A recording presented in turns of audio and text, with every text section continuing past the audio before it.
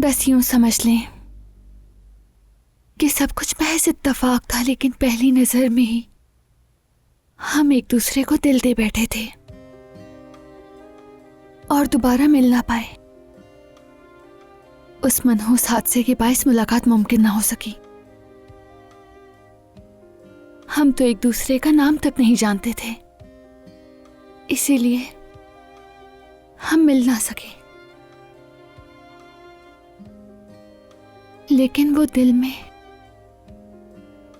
ऐसी जगह बना गया कि कभी मिटा ही ना सकी मैं।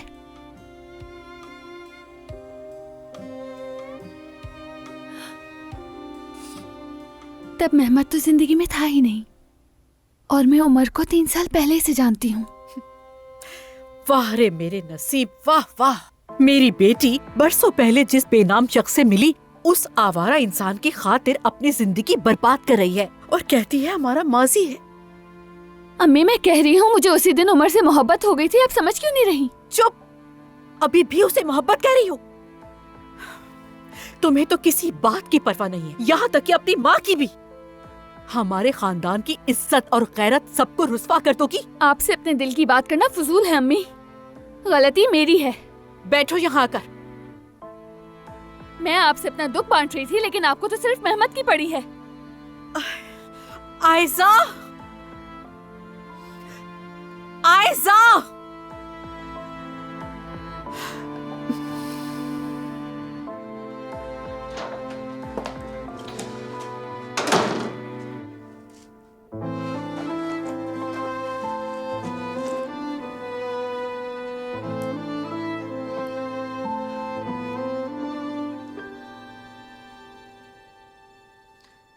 हेलो उमर,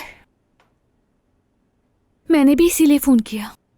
मुझे अभी तुमसे मिलना है। ठीक है, आ रही हूँ।